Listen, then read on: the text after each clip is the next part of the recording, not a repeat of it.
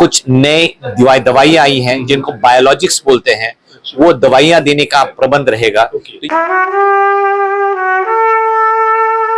নমস্কার 24/7 তাজা সমাচারের সমস্ত দর্শককে এবং পাঠকদের জানাই অনেক অনেক শুভেচ্ছা, ভালোবাসা। খুব ভালো থাকুন, stay tuned, all the best. 24/7 ताजा समाचार के पाठकों के लिए मेरी तरफ से हार्दिक शुभकामनाएं। 24/7 ताजा समाचाরের সমস্ত দর্শককে জানাবো অনেক অনেক শুভেচ্ছা। 24/7 ताजा समाचार समस्त दर्शक के जाना आंतरिक शुभेच्छा। This is Madhur Bhandarkar and आप देख रहे हो 24/7 ताजा समाचार। Best wishes.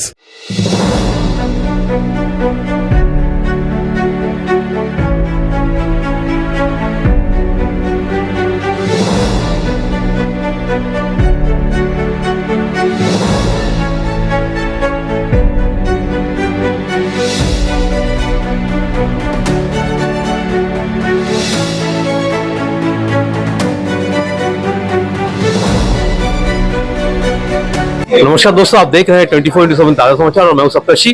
दोस्तों, पूरे विश्व में वर्ल्ड अस्थमा डे मनाया जा रहा है। सीएमआरआई भी इससे पीछे नहीं है। जी हां, आज सीएमआरआई में एक परिचर्चा का आयोजन भी किया गया है और इस बारे में बातचीत करने के लिए हमारे साथ मौजूद है, जी हां, पल्मोलॉजी डिपार्टमेंट के head doctor Rajadhar sir. Welcome to our channel. Thank you Saptarshi, thank you very much. Sir, पहले तो ये पूछना चाहेंगे कि पॉल्यूशन यानी प्रदूषण की वजह से अस्थमा के मरीजों की संख्या में बढ़ोतरी देखी जा रही है, कितनी सच्चाई है इसमें, क्या कहना चाहेंगे सर? नहीं, सच्चाई तो जरूर है। अगर आप last global burden of disease की डेटा देखोगे तो हमारे देश में अभी 38 से 40 million 38 to 40 million asthma patients हैं। This is about 2.5% of our Indian population.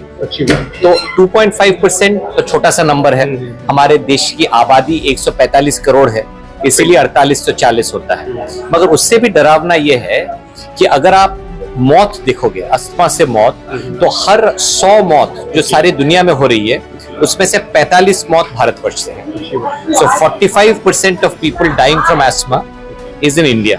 ठीक है, अस्थमा में स्कूल विजिट लॉस होता है, वर्क लॉस होता है, तो इसीलिए ये जो कमाई भी लोगों की होती है, जॉब जो होता है वो सफर करता है। People lose jobs because of asthma and the sufferings that they have. तो ये सारी जो प्रॉब्लम्स हैं वो अस्थमा का बोझ हमारे देश पर बहुत भारी है। ये वर्ल्ड अस्थमा डे पे हम लोगों को ये मैसेज सबको देना है कि अस्थमा अगर ठीक समय पे पकड़ा जाए, अगर उसको ठीक से ट्रीट किया जाए, तो अस्थमा होने के बावजूद आप बिल्कुल नॉर्मल लाइफ लीड कर सकते हो, दूसरे किसी के तरह कर सकते हो। तो ये आपने कहा हम लोग एक प्रोग्राम कर रहे हैं, तो इसके दो पार्ट्स हैं।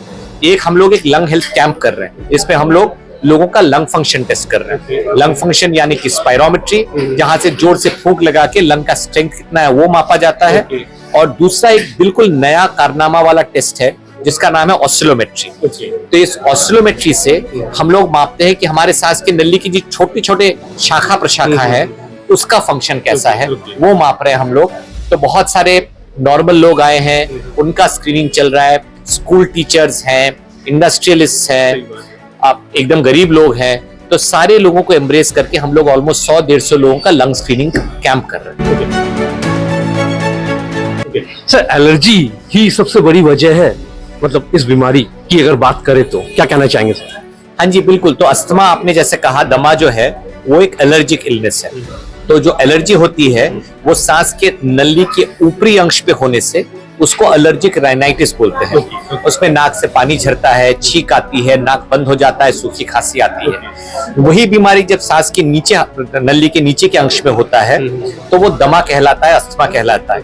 उसमें खांसी होती है, छाती से साए साए आवाज निकलता है, हम लोग टेक्निकल टर्म्स में वीजिंग बोलते हैं, और चलने फिरने में सांस फूलता है।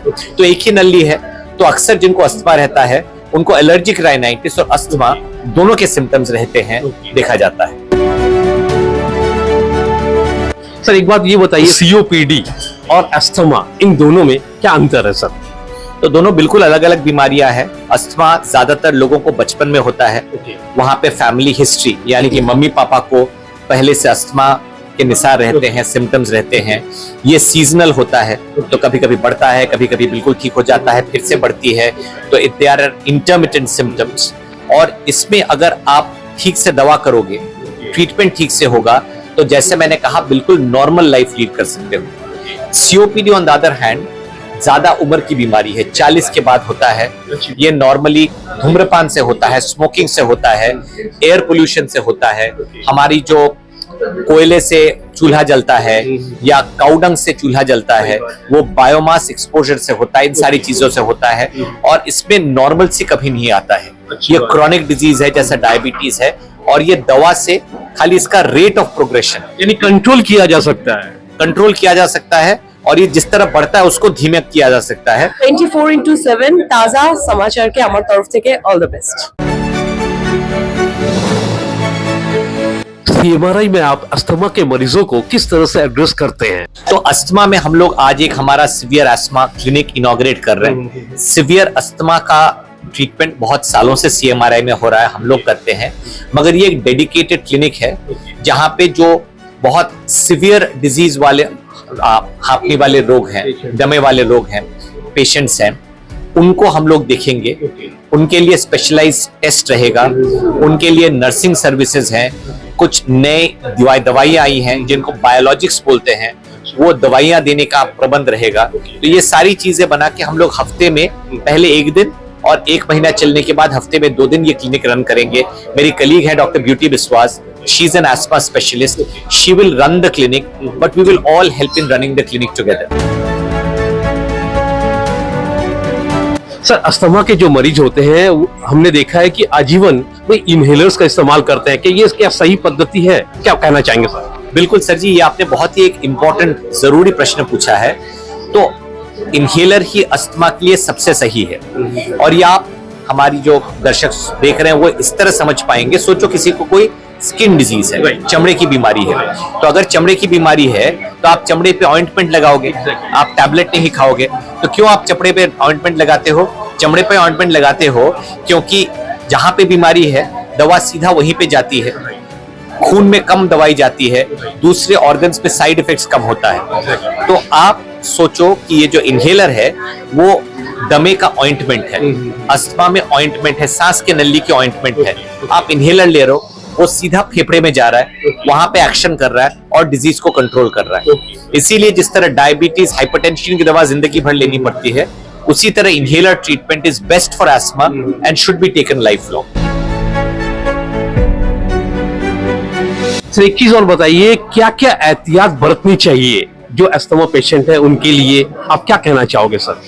तो सर जी, अस्थमा में काफी ट्रिगर्स देखे जाते हैं। ट्रिगर्स यानी कि जो अस्थमा बढ़ाती है, वो पोलन हो सकता है, रेणु हो सकती है, वो धूल हो सकता है, वो पोल्यूशन हो सकता है, वो चिल्ड ड्रिंक्स हो सकता है, एकदम ठंडा ड्रिंक्स हो सकता है, वो ये गर्म ठंडा ऑल्टरनेट करने से हो सकता है, वो आपका जो पालतू घर में कुत्ता है या बिल्ली है उसका जो रेव है, जो आपका हेयर है, उससे हो सकता है। तो ये सारी चीजें ट्रिगर्स हो सकती है, तो अपना ट्रिगर समझो और उसको अवॉइड करो।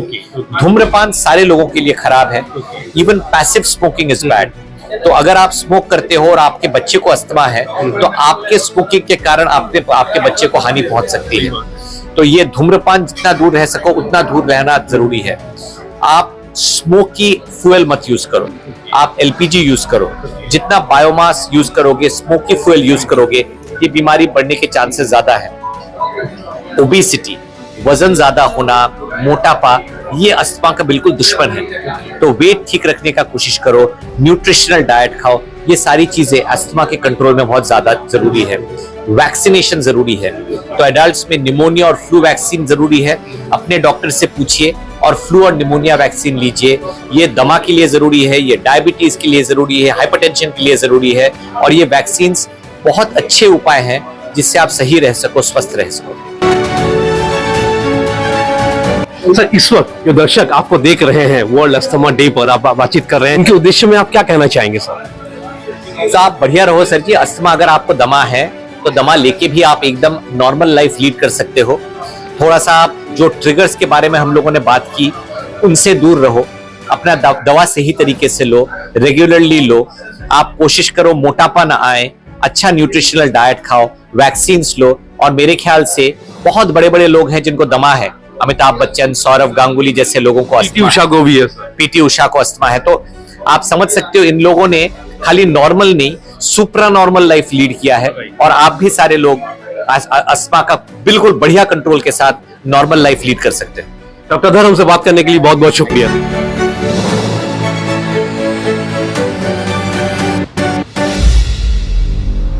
Exclusive jewellery collection DTC London द्वारा best showroom award winner RR Agarwal jewellers, Kolkata Jaipur के बाद अब रौरकेला में भी RR अग्रवाल ज्वेलर्स, रिश्ता भरोसे का। 24x7 ताजा समाचार के सभी दर्शकों को साधना सरगम का नमस्कार। 24x7 তাজা সমাচারের সকল দর্শকদেরকে আমার পক্ষ থেকে অনেক অনেক শুভেচ্ছা। 24x7 ताजा समाचार के আমার তরফ থেকে অল দ্য বেস্ট।